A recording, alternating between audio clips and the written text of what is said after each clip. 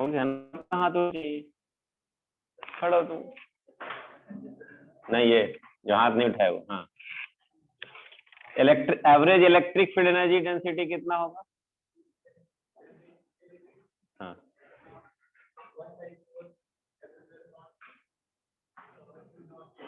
हाँ। और average magnetic field energy density V0 square. बेटा यहाँ से सुनाई दे रहा, मास्क लगाएगा समझना कि मुझे नहीं सुनाई दे रहा। बैठो, खड़ो, बोलो। Magnetic field energy density, average electric field energy density RMS के टर्म में बताइए।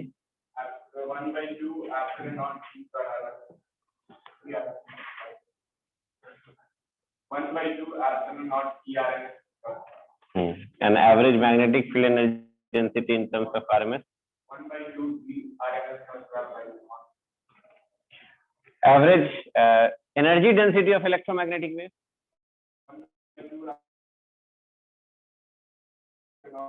and in terms of RMS magnetic field के टर्म में ओनली BRMS का square.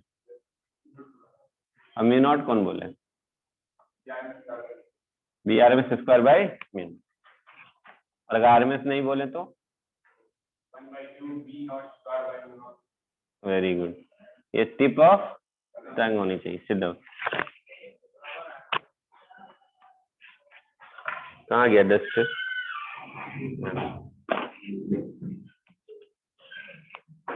This is very very important. मैंने क्या बोला, बहुत छोटा चैप्टर है ये,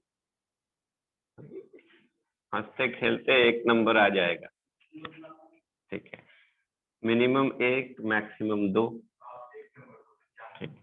एक क्वेश्चन, नंबर नहीं, 4 नंबर 8 नंबर।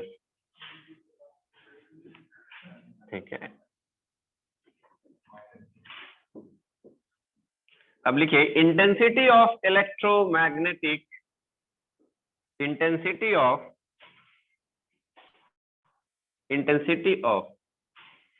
Electromagnetic wave. ज्यादा अच्छा उसमें एवरेज लगा दीजिए। Average intensity of electromagnetic wave, average intensity of electromagnetic wave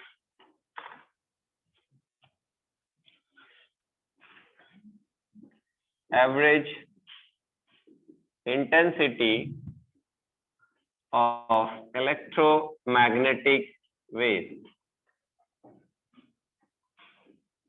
पता नहीं रिकॉर्डिंग में छूट गया होगा कहीं बीच में इंटरप्शन की वजह से। Average intensity of electromagnetic wave. Intensity क्या होता है? एनर्जी पर यूनिट एरिया पर unit time. Energy per unit area पर यूनिट टाइम। मान लीजिए these are electromagnetic wave, these are electromagnetic wave। कोई लाइट जा रहा है इधर की तरफ, इसका एक छोटा सा पोर्शन ले लेते हैं हम, cylindrical portion. Electromagnetic wave carries energy and it carries energy in the direction of wave propagation. This is electromagnetic wave. This is electromagnetic wave. Area of cross section क्या ले लिया हमने? A। अब ये बताओ मुझे कि यहां से यहां जा रहा है, what is the speed of this? The speed of light। electromagnetic wave है। और मान लो ये वाला डिस्टेंस डेल्टा एक्स, तो यहां से यहां टाइम कितना लगा होगा ट्रेवल करने में यहां से यहां? That is delta T. तो ये जो स्पीड होगा एक्चुअल में वो c बराबर क्या होगा?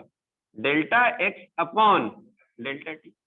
अगर इलेक्ट्रोमैग्नेटिक वेव कहीं से जा रहा है, इसका एक सर्टेन एरिया लिया और उससे इलेक्ट्रोमैग्नेटिक वेव पास कर रहा है, तो हमने बोला delta X delta T time में कवर किया, तो स्पीड बराबर क्या लिखेंगे? Del X upon del T.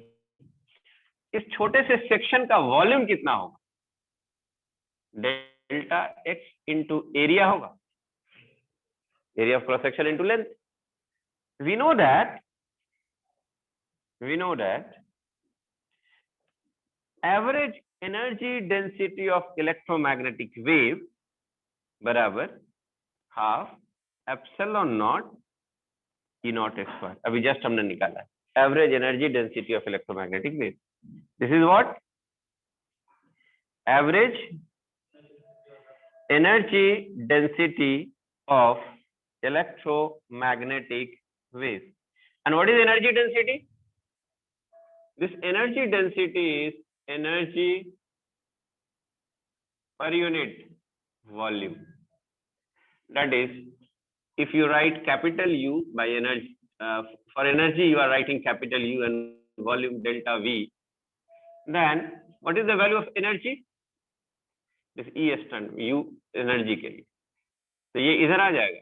बोलिए energy density multiplied by delta V. Yes और नो? What you see of electromagnetic wave is equal to, and this is what, half epsilon naught E naught square. And what is this? Delta V is delta x into area. Delta x into area. And we know that एक question इससे भी बनता है, याद रखिए. अब मुझे निकालना है intensity. Average intensity of electromagnetic wave is what? Energy per unit area पर unit time. This is capital U divided by area into time delta t. So this intensity of electromagnetic wave I, ये average वाला. U के जगह पे क्या लिखेंगे बच्चों? Half epsilon not E not square delta x into a divided by a into delta t. बोलिए कुछ कटेगा a से. And this del x by del t is c, the speed of light. So you can write half epsilon naught E naught square into c. So final answer लिख रहे हैं. Intensity, average intensity of electromagnetic wave is what? Energy density. This is energy density of electromagnetic. Just multiplied by c. अगर energy density को speed of light in vacuum c से multiply कर दे, that will give intensity of electromagnetic wave. That is half epsilon not E not square into c.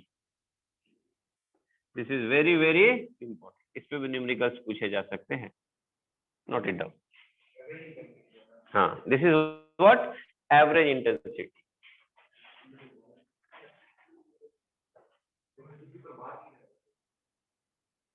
दे सकते हैं, understood है.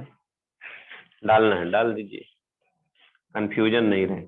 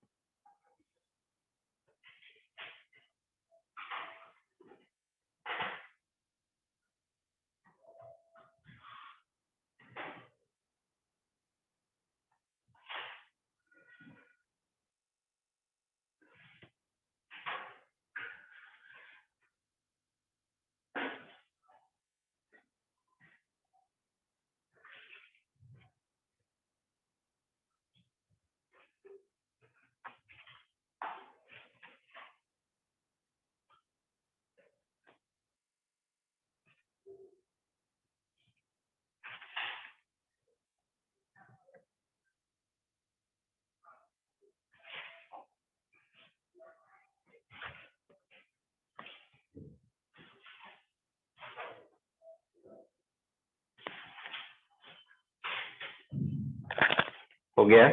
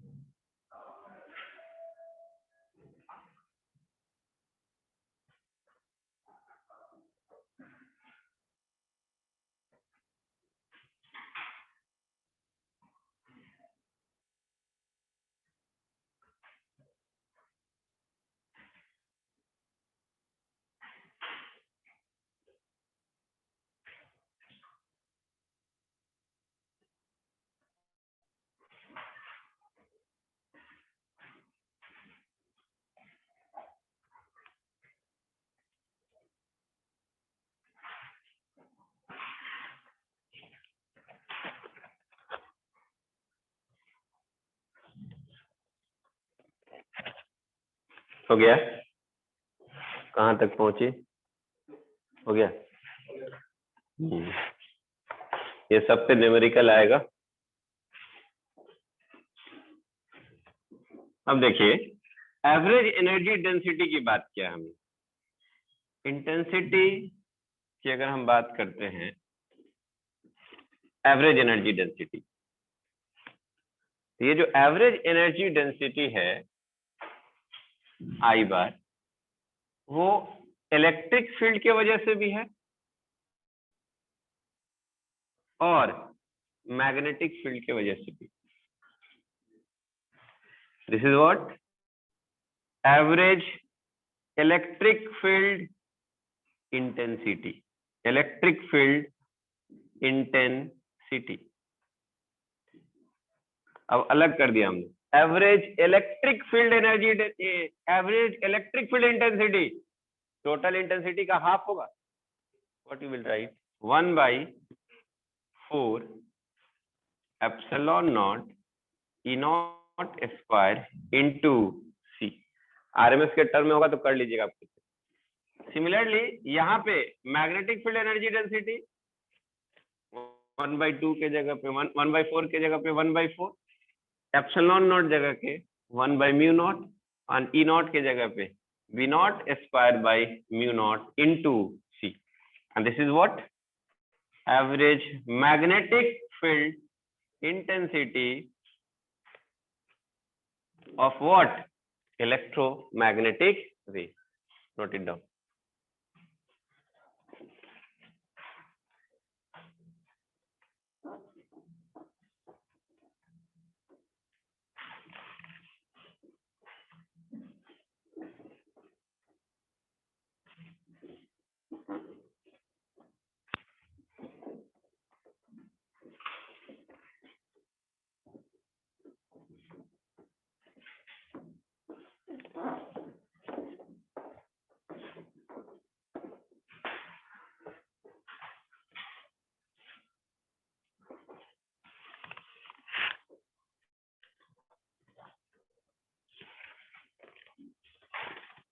It means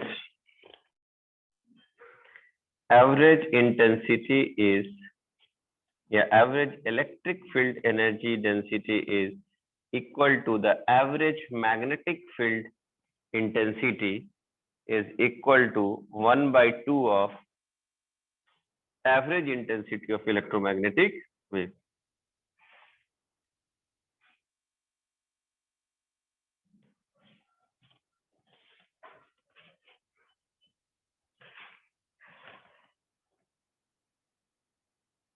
NCERT में इस पे क्वेश्चन दिया हुआ।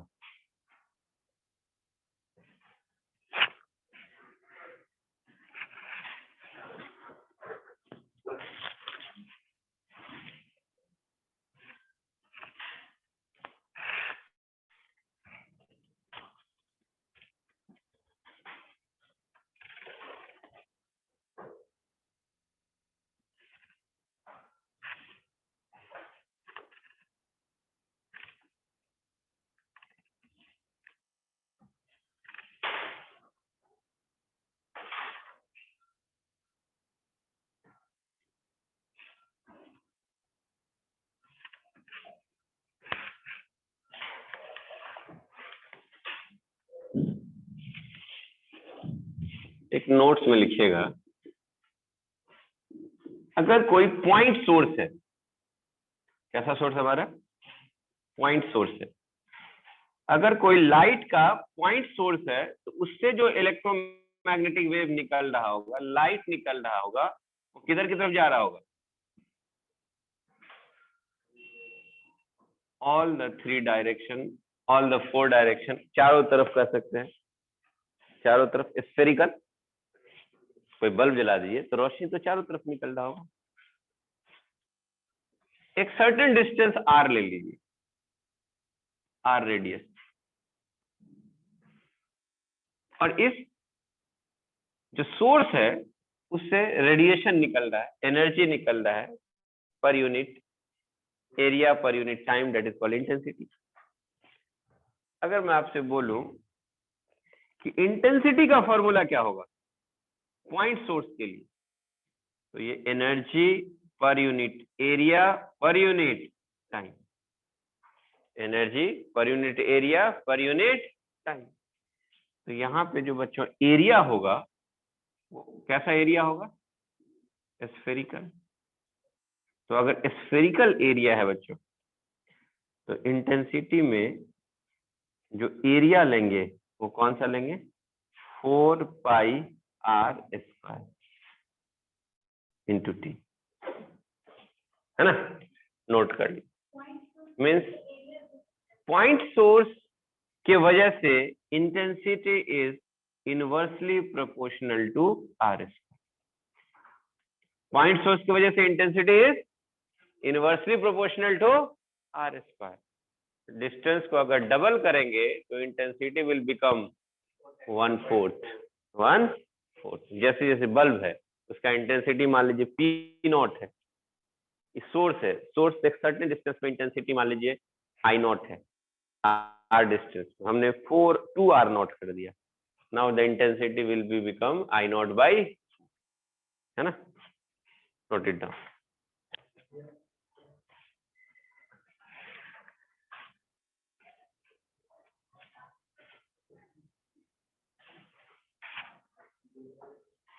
यहाँ पे E for energy, E for energy. इस एनर्जी को हमने कैपिटल यू से भी दिखाया है, तो you can also write U by 4 pi are square into T नीचे।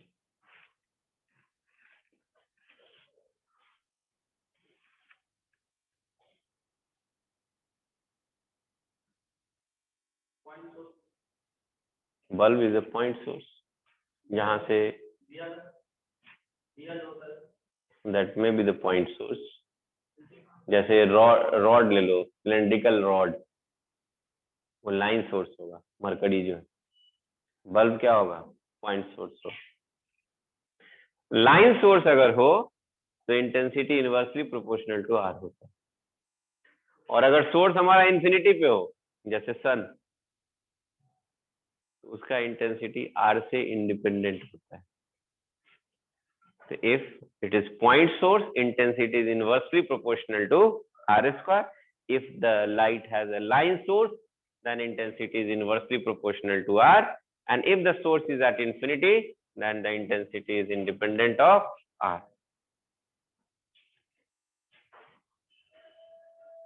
बढ़े आगे।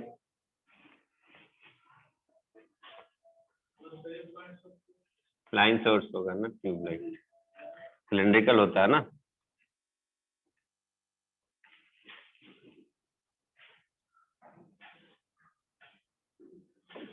अब लिखिएगा linear momentum of electromagnetic wave, linear momentum of electromagnetic wave, linear momentum of electromagnetic wave, that linear momentum is p. We know that, क्या जानते हैं हम लोग? एनर्जी बराबर mc स्क्वायर पढ़ा है, इसको आप ई को यू भी लिख सकते हो। तो देखो, तो अगर हमने लिखा कैपिटल यू फॉर एनर्जी बराबर mc², mc² को हम ऐसे लिख सकते हैं सी को, और इसको इधर ले आइए। तो m इंटू सी बराबर u डिवाइडेड बाई सी हो जाएगा। mc को यहीं पर रहने दीजिए, सी को इधर ले आइए। एंड दिस m इंटू सी बराबर linear momentum. So that linear momentum is equal to what? U by C. And how you calculate the U? How you calculate the U? U is what? Energy of electromagnetic wave. तो अगर हम average momentum की बात करेंगे तो average energy की बात करेंगे। और U कहां से आएगा? तो याद कीजिए, एनर्जी डेंसिटी का एवरेज वैल्यू क्या होता था? Energy per unit volume is equal to half epsilon naught E naught square. Then what is the value of U? Half epsilon naught E naught square into delta V. Then linear momentum is U by C. You can also write half epsilon naught E naught square delta V by C. और momentum भी बड़ा interesting है बच्चे।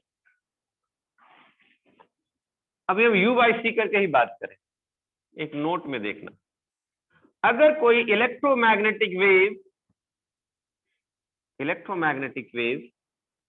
अगर टकरा रहा है non reflecting surface से, इसका मतलब एब्जॉर्ब कर ले रहा होगा। What is the change in linear momentum?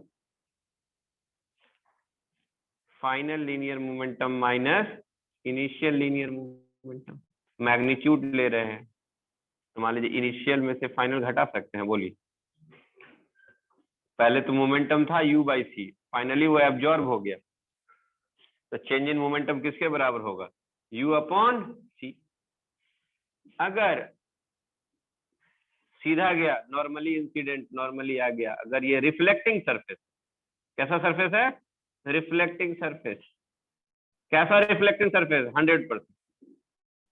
तो इनिशियल ऐसे और फाइनल ऐसे, जब इसका चेंज लेंगे तो दोनों जुड़ जाएगा, that will become 2U by C। Minus minus क्या हो जाएगा? प्लस हो जाएगा। कभी कभी बोल सकता 50% रिफ्लेक्टिंग है, इसका मतलब इनिशियल U by C और फाइनली जो लौटा माइनस U by C का हाफ। तो जब जोड़ेंगे दोनों को, चेंज लेंगे तो हो जाएगा 3U by 2C, 3U by 2C। And change in momentum पर unit time is called force. तो इसका मतलब इलेक्ट्रोमैग्नेटिक वेव फोर्स भी एक्सर्ट करें, and that force is equal to change in momentum upon time. ये लिख लिए हैं क्या? ये वाला ये भी नहीं लिखे हैं।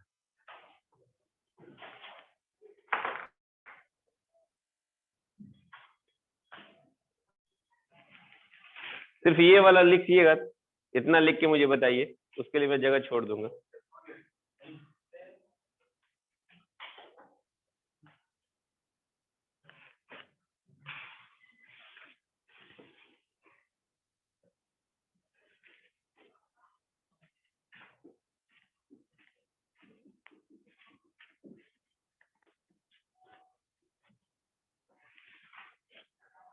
हो गया?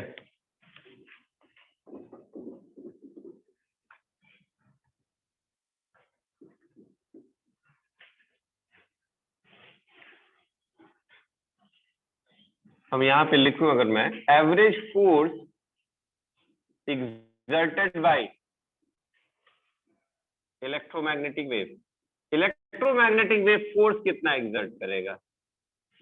तो जो फोर्स होगा वो rate of change of linear momentum होगा। बच्चों ध्यान से देखो, और डेल्टा पी को तो आपने लिखा था, अगर ये कैसा सरफेस हो? Non reflecting. तो अगर मेरा नॉन रिफ्लेक्टिंग सरफेस हो, देखोगे बच्चों कैसा सरफेस हो? नॉन रिफ्लेक्टिंग सरफेस हो, तो फोर्स बराबर इसके जगह पे लिखेंगे U by C और डिवाइडेड बाई डेल्टा T। ये बोलो कितना हो जाएगा, U by C into delta T. And what is C into delta T? Delta X. And what is U? You can write it like U average intensity. यहां देखो ये energy density था, ये एवरेज एनर्जी डेंसिटी था, और into delta V और divided by delta X. ध्यान से देखते रहिएगा, ये यू एवरेज एनर्जी डेंसिटी और डेल्टा एक्स था A into delta X divided by delta T. Volume को लिखते थे ए इंटू डेल्टा एक्स, और डेल्टा एक्स है, और डेल्टा एक्स से डेल्टा एक्स कट जाएगा, तो ये जो फोर्स है वो लिख सकते हैं average energy density into area. और एरिया को इधर ले आइए, तो ये यू एवरेज हो जाएगा. And force per unit area is pressure, and you average is half epsilon not E not square. याद कीजिए इलेक्ट्रोस्टैटिक्स का कैपेसिटर पैरेलल प्लेट वाला, एवरेज एनर्जी डेंसिटी प्रेशर के बराबर है, and this is what, radiation pressure of electromagnetic wave. Must remember, it is how this surface is non-reflecting. If it is reflecting surface, then it will become double. It will become double. तो इस पे बहुत सारे questions आते हैं, हम लोग discuss करेंगे अगले क्लास में. तो आज हम लोगों ने क्या क्या देखा, पिछले क्लास में हमने देखा था properties of electromagnetic wave, source of electromagnetic wave, और उसके बाद उसी को कंटिन्यू करते हुए हमने क्या क्या निकाला,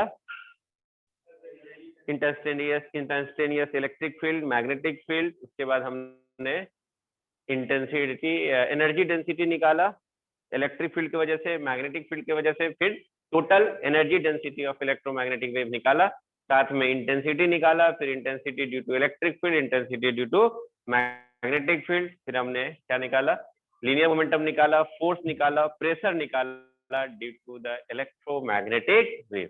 अगले क्लास में हम पॉइंटिंग वेक्टर बताएंगे, इस पे कुछ क्वेश्चन है एनसीईआरटी में बेस्ड, आप एनसीईआरटी का सॉल्व एग्जांपल बना करके आइएगा, किसी पे बेस्ड है उसका डिस्कशन हम लोग यहाँ कर लेंगे, और फिर नेक्स्ट क्लास में हम लोग और भी देखेंगे लाइक डिस्प्लेसमेंट करंट क्या होता है, कुछ क्वेश्चंस देखेंगे, और फिर मैक्सवेल के इक्वेशंस को देखेंगे. फिर जाके ये चैप्टर आपका, फिर इलेक्ट्रोमैग्नेटिक वेव के कुछ एप्लीकेशंस के बारे में भी हम लोग देखेंगे अगले class. Thank you very much. अभी चैप्टर 1-2 क्लास और लगेगा इसमें, उसके बाद हम लोग ये चैप्टर को फिनिश करेंगे.